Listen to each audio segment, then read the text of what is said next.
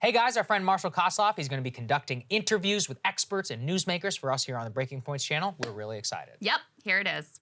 Hey, Breaking Points. I'm back with Nate Hochman. We did an episode a few weeks back where we talked about the future of the right, secularism, barstool conservatism, everything the audience I know is into. So I wanted to follow up with Nick because he just had a new piece in the New York Times. It's called What's After the Religious Right? And we just ask you the most meta question I could ask you for Breaking Points, which is, and I know everyone's thinking in the comment section, why write for the New York Times? You know, you're at National Review, you're a fellow there. The tagline for this show is say screw you to the mainstream media. Like, why is it important to articulate your viewpoints to, let's say, a very unsympathetic audience like that?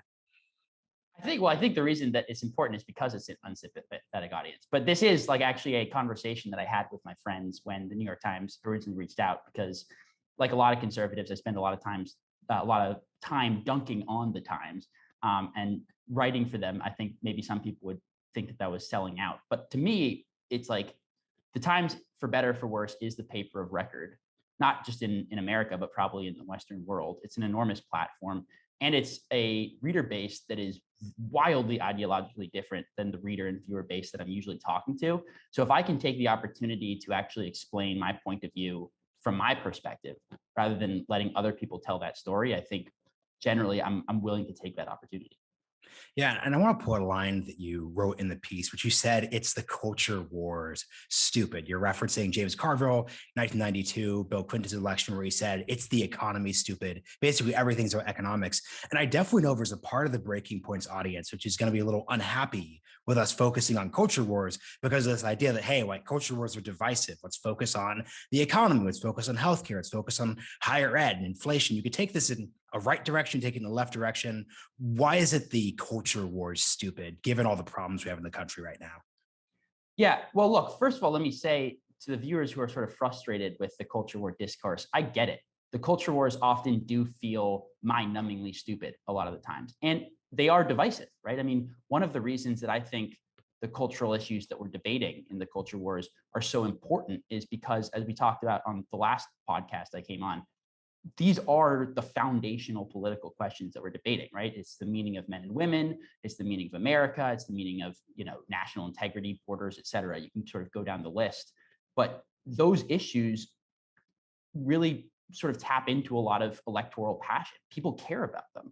So the sort of reframing of the James Carville, it's the economy stupid line from the 92 Bill Clinton campaign was sort of a partially tongue-in-cheek, partially serious way of pointing out that actually, for better or for worse, the debates that we're having in the culture wars are debates that matter to people. And while absolutely, economics are important too, and making sure that people have good jobs and are able to sort of provide for their families, et cetera, et cetera. Of course, those are important issues. But there's a certain impulse, I think, in the elite commentariat to sort of sniff at culture war issues and say, well, those aren't serious issues, right? Those are issues that, pundits talk about because they want to sort of rile up the base, et cetera. But I actually think that these are, again, really, really important issues. And I think that the fact that people care about them is entirely legitimate. And I think, as a Republican, I'd like to see the Republican Party recognize that to an extent. Yeah, and I really resonate with what you said because, I think we disagree on a lot of the issues that we're going to talk about in terms of the actual policy. But something I've learned the past few years is that part of what recognizing politics is you can't just say, "Oh, don't care about that." It goes in either direction. Like whether or not people agree, like let's say with LGBTQ rights being like the most important issue in the country, there are voters on the Democratic side, there are voters on the Republican side who definitely think that it is. It's not a conspiracy. They're not hoodwinked. They're not like, consuming the opiate of the masses. Like that's just their opinion. And what your duty is as a person who's engaging in politics is to recognize that fact and then operate accordingly. So I think that's why your thought is useful in that. So let's just actually go in and push on the assumption that basically underlying your piece, this idea that something's coming next after the religious right, because I think for a lot of listeners, especially people who are living in blue states or even cities, the idea that the religious right is going away doesn't make any sense whatsoever. You talk about this, Roe v. Wade is likely to be overturned. Obviously, you have this huge Republican backlash, which is probably going to lead to a successful red victory in the midterms. Explain the seeming contradiction between what you're describing here.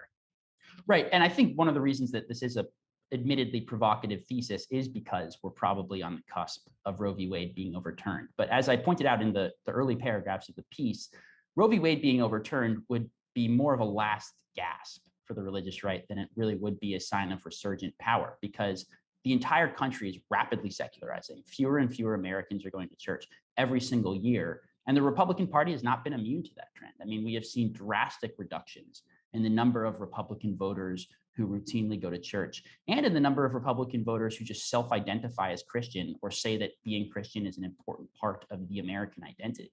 So my point was pointing out that amid all of this sort of resurgent cultural war energy, because the culture wars really are more fierce right now than they've been in a very long time, one aspect of the story I think that's getting missed is that this is not being driven primarily by the old religious right. There is a sort of secular cultural conservatism, which is ascendant and which is engaging in a lot of these debates and has an uneasy relationship, I think, with the old religious right, but is driven by Republican voters who don't necessarily go to church anymore.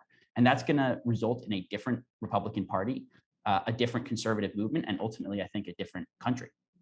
Yeah, it's interesting. You do a good job of setting up a dichotomy between the, let's say, the old culture war touch points and the new ones. Like, what are some of the old ones? Like you listed, school prayer, no fault divorce, traditional gay rights. Like, expand on those, then we'll get into the new ones. Like, what were the defining parts about that? Yeah, I think, the old Christian conservatism was trying to defend this old public sort of small c conservative Protestant moral order, which was why a lot of the sort of primary debates that it was concerned with had to do with things like the public view of sexuality and marriage. So to the old religious right, the really primary points of cultural division came about, questions of whether or not gay people could get married, whether or not sort of homosexuality should be mainstreamed in the public view, and then of course the role of religion in public life in issues like school prayer. And abortion, of course, is obviously an issue that is relevant to this as well. The new culture war conservatism, again, being driven by folks who don't necessarily go to church, is much more interested with questions of national identity, sort of a secular patriotism, racialism, pushing back against sort of left-wing cultural ideology in the classroom, right? It's this cultural conservatism that probably appeals to a lot of the old religious right voters, but is framed in much more secular terms and is less concerned with the specifically religious and theological dimensions of our cultural debates, and more just with defending American voters of a variety of different racial and religious backgrounds who feel alienated from the modern cultural left, which is, I think, again, the energy that is driving the Republican Party today. Let me get personal for a second. I'm curious what you think about this dynamic you're describing, because I think something that folks don't know, especially if they don't know you, is that you're a traditional social conservative. So I think what your piece did a great job of doing, and why I don't feel like a shill bringing you on to talk about it, is you're diagnosing a dynamic that various folks have to deal with, whether they like it or not. So if you are a traditional social conservative, it's not like this rise of this new social conservatism is inherently going to be a pure win for you. I still know of conservatives who do not think, I just had Yoram Mazzoni on the realignment a few weeks ago. Like, his whole thing is he thinks the school prayer issue should not be dead. And he has a whole bit there. So, like, just talk about how you feel about this personally as a person who comes from that traditional conservative space. Yeah, I appreciate you sort of teasing out that aspect of the essay, because what I was trying to do in the essay was basically give a descriptive analysis of what I think is happening, rather than a normative analysis of what I think should be happening in an ideal world. Because you're right, I am in many ways a sort of traditional old school social conservative, and I have really mixed feelings about what's happening on the right today. There are aspects of the essay where I point out that a lot of the new cultural conservatism, what people call barstool conservatism, of course, your viewers will be familiar with that, exemplified by people like Dave Portnoy, right? I mean, there are aspects of that that make a lot of traditional social conservatives really uncomfortable. I mean, there is this famous clip of Dave Portnoy after the Roe leak saying that if Republicans tried to ban abortion, he's going to become a Democrat. I mean, to me, as an ardent pro-lifer, that's unacceptable, right? So for the sort of old school traditional social conservatives, this new energy, on the one hand, presents this massive, unexpected political opportunity to build a sort of center-right cultural conservative coalition that is capable of delivering on some of our priorities. But it also requires sharing a coalition with a lot of figures that I think we might find unsavory on an ideological level. And that, I think, is a loss. And it also indicates just this broader phenomenon of declining religiosity in America, which I also think is a reason to be concerned. So I am not necessarily on the whole celebrating this development, But I am engaging with the fact that it's happening and trying to sort of make sense of it. And that was the point of the essay. Yeah, and I also like your use of the term coalitions because it gets to what politics actually is. It's easy to just say that, oh, and this is me shouting out the breaking points listener. Oh, like there's the establishment, there's the mainstream, there's the Democrats, there's the Republicans, but all these groups are combinations of different individuals, institutions, different groups. So the coalition you're describing is a Republican Party, a conservative movement that has hawks, it has social conservatives, it has barstool conservatives. Once again, like it or not, where are the tensions? And where do you think the tensions are going to start playing out, especially as we move outwards? Because I'm a little less interested in the things leading up to the midterms. It's kind of funny. I was getting an argument with some of my socially conservative friends where they were saying, I don't think the Roe v. Wade overturn is going to affect the 2022 midterms. And I was like, look, I agree with you, but I think the real testing point will be in 2025 Yeah. when a Republican governor votes or says something about how I think abortion rights should actually operate in the state. Once again, think back to 2006, Terry Schiavo, that very specific, very Florida decision over end of life and euthanasia and those different issues. That was a very specific, literally familial issue, but that issue was a defining moment of the politics of the country then. So I think you shouldn't focus on court decisions. You should focus on practical effects. And once again, how Jeb Bush, as governor of Florida, responded to it. So I'm just curious how you think about this dynamic overall. Right. And I think you're absolutely right, Marshall. I think more or less 2022 is baked into the cake. You might see some movement on the margins, but really the question is going to be when Republicans in 2024 and beyond have to start answering really difficult questions that they didn't have to answer before Roe v. Wade was overturned. Because before they could just wave their hands and say, well, I'm against Roe v. Wade. And now they have to actually explain in detail, what does that mean? Right? Are we talking about a 15-week ban? Are we talking about a heartbeat ban? Are we talking about exceptions for rape and incest, right? All of these more difficult questions that require detailed answers. That's something that they're going to be struggling with, particularly when it comes to appealing to these more socially moderate barstool conservatives who might have a real problem with quote unquote wokeness, right? With CRT and gender ideology in schools. They're uncomfortable with transgender athletes, right? All of these sort of new culture war issues, but are probably pro-choice, right? I mean, a lot of them probably agree with Dave Portnoy. And my sort of suspicion, and this was something that I was a tension that I was teasing out at the end of the piece, was that on something like abortion, I think a lot of these sort of center-right voters would probably be more or less comfortable with something like what Ron DeSantis signed in Florida, which is a 15-week ban, which more or less resembles what most of the rest of the West has, with some exceptions. But if you start talking about a 6-week ban or a flat-out ban or rape and incest exceptions, I think that's going to make a lot of these voters really uncomfortable, let alone sort of old religious right priorities around same-sex marriage and homosexuality, which I think is just not even on the table for these voters. So both sides of this spectrum are going to have to reckon with these tensions. And you don't have to resolve all of the internal tensions to have a functional coalition, because every political coalition has its fair share of tensions.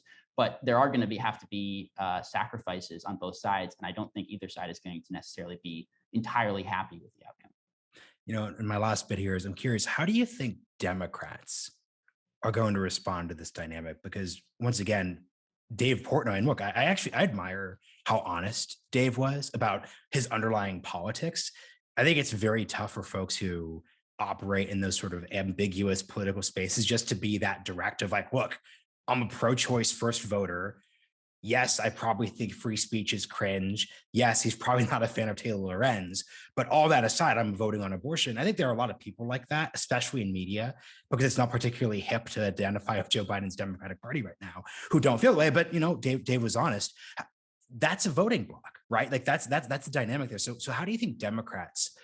How do you think they should put on your pure political analysis hat? And how do you think they are going to respond over the short and long term?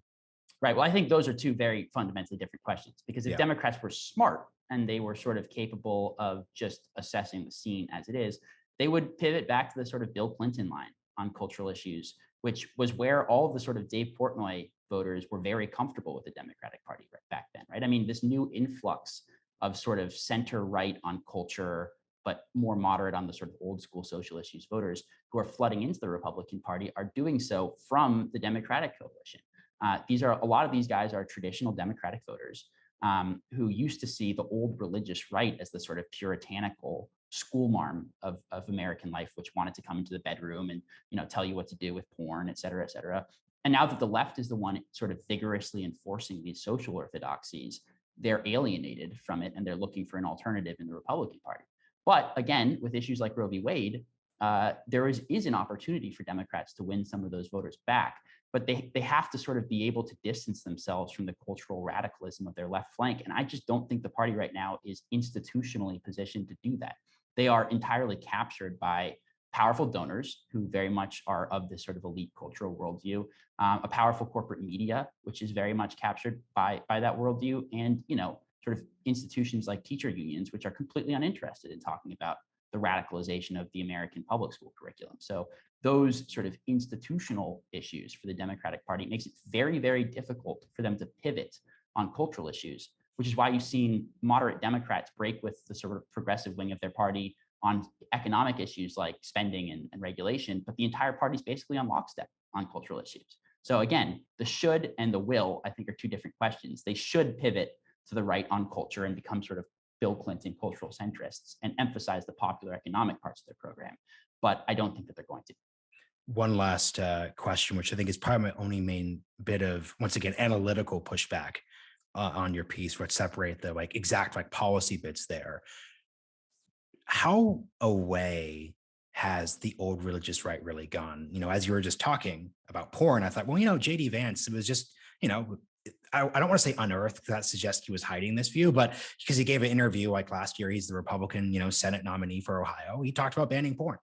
So I think what a smart center left person would probably say is, look, Nate, or audience, I get that, the woke stuff is cringe. It's all going too far. Like, we as a Democratic Party need to be much more like Bill Clinton. You're starting to kind of see people like Ruben Gallego start to like kind of do this with his pushback against the use of the word Latinx. But guys, like, don't forget, all this like barstool conservatism is basically just a Trojan horse. They're coming in and talking about CRT, which may make you uncomfortable. They're coming in talking about identity.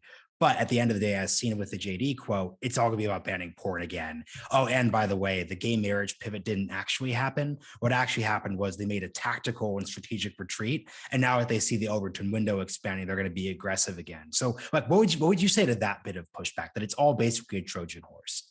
Yeah, I think there's sort of two separate questions there. The first one about the Trojan horse question and the sort of hysteria that you've heard from some corners of the left about the fact that Roe v. Wade is going to mean that same-sex marriage is going to be overturned and they're going to be banning birth control, et cetera, et cetera. I don't buy that, right? I really don't think politically the Republican Party, 55% of Republican voters now agree with same-sex marriage. It would just be political suicide for them to actually try to make that a part of their agenda.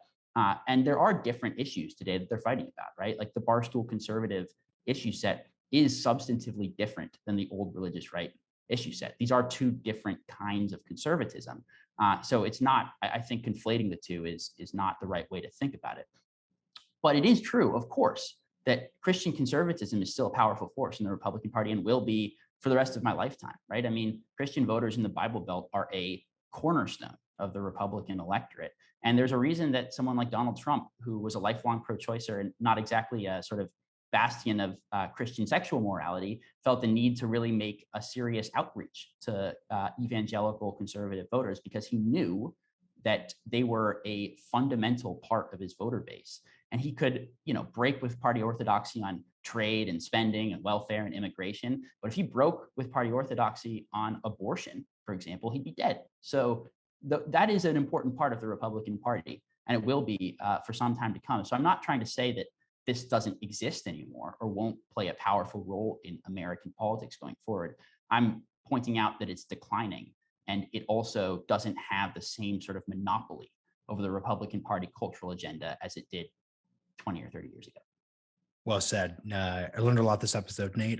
Most importantly, to not wear a white shirt when I have a fake background. You're going to, people who are still here for the whole interview, yes, don't come me for the poor outfitting choice, but no, this is a great piece. We'll make sure it's linked in the comments. And I also suggest that folks check out the rest of Nate's work, because like, once again, like the point of this segment isn't to get everyone to agree with you on your specific like policy ends. It's more just this idea of like, I think this is really good analysis of dynamics that are coming into play. And because they're new dynamics, it's going to be difficult to sort through without being rigorous. So thanks for coming on the show again. Thanks, man. Appreciate it. Cable news is ripping us apart, dividing the country, making it impossible to function as a society, and making it impossible to know just what is true and what is false. But the good news is they are failing and they know it. That is why we're building something new, a new mainstream, a healthier one, something more trustworthy, something that we are going to need in one of the most pivotal times in American history. We are building up here for the midterms, for the upcoming presidential election, but we need your help. So if you can help us out by becoming a premium member today at breakingpoints.com, we're trying to change America for the better and the entire world. So what are you waiting for, guys? Go to breakingpoints.com and sign up and help us build a new mainstream.